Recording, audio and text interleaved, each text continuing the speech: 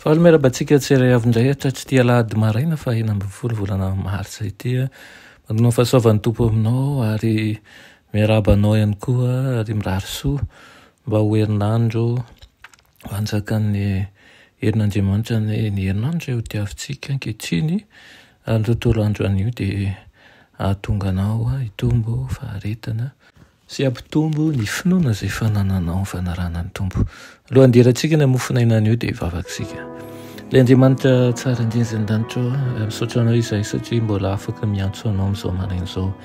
Dia mangataka aminao izahay mba ho foazonao ny fomam-panahynay handray anao ary aokany hitondranay amin'ny avoavo kokoa hatrany ny malaina, azoto, ny kivy, ampaherezo ary ihany koa ireo izay efa very fanantenana ampitsiry indray ny fanantenana izay avy aminao.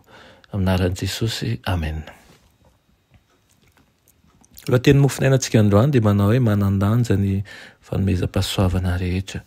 Nalaina amin'ny Korintianina voalohany 2:24 sy ny 15 manao hoe zarazaraina ho samihafa ny fanomezam-pahasoavana nefa ny fanahy dia iray ihany ary zarazaraina ho samihafa ny fanompoana nefa ny tompo dia iray ihany. Amen. Dinio tsara ny soratra masina. Tsy mitovy ny asa nakin'Andriamanitra tamin'ny tsirairay.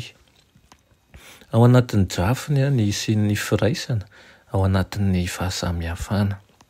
Rehefa dinihina sy rehefa arahana ny planin'Andriamanitra dia niena kokoa ny fifandonana eo amin'ny fanaovana ny asany.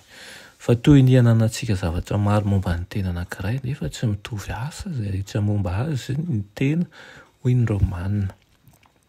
Nefa ny momba ny tena tsy anankiray fa maro. Raha ny tongotra ianao hoe satria tsy tananao dia tsy mba momba ny tena, amin'izany dia tsy momba ny tena va izy. Raha ny sofina koa ianao hoe satria tsy maso dia tsy mba momba ny tena, koa amin'izany dia tsy momba ny tena va izy. Raha maso avokoa ny tena rehetra, aiza ary izay fandrenesana. Raha fandrenesana avokoa, aiza ary izay fanimboloana. Fa Andriamanitra efa nametraka an'izay rehetra momba ny tena, samy eo amin'ny tena araka ny sitrapony. Ary raha izay rehetra momba ny tena ny tonga iray monja, aiza intsony izay tena. Ary ianareo ny tenan'i Kristy, koa samy momba ny tenany avokoa araka ny anjaranareo avy. Ary Andriamanitra efa nanendry ny sasany teo amin'ny fiangonana, voalohany apôstôly, faharoa mpaminany, fahatelo mpampianatra. Manaraka an'izany dia fahagagana, dia fanomezam-pahasoavana ho ento manasitrana, dia fanampiana, dia fitondrana, dia fiteny samihafa tsy fantatra. Aoka isika hiambina. Fandrao hifantoka amin'ny tenantsika, ny fisainantsika ka hiverintsika fa tsy manompa an'Andriamanitra ny hafa raha tsy manao ny asa mitovy amin'izay ataontsika. Noho izany dia tsy tokony hilaza an'izao naoviana izany mpiasa anankiray manao hoe tsy te hiarasa amin'olona tahaka ny hito na tahaka ny rea satria tsy mitovy fomba fijery amiko izy. Aleoko miara-miasa amin'olona miombon-kevitra amin'izay lazaiko ary manaraka ny hevitra rehetra. Tsy hitanao fa ohatr'izany ve ny fomba fieritreretintsika indraindray. Mety hanana fahamarinana tokony ambara ilay olona izay tsy tian'izany mpiasa ny ara-iasa noho ny fandavany tsy handray ny fanampiana avy amin'ny tompo nefa dia manjara mandeha ila ny asa izay ataontsika.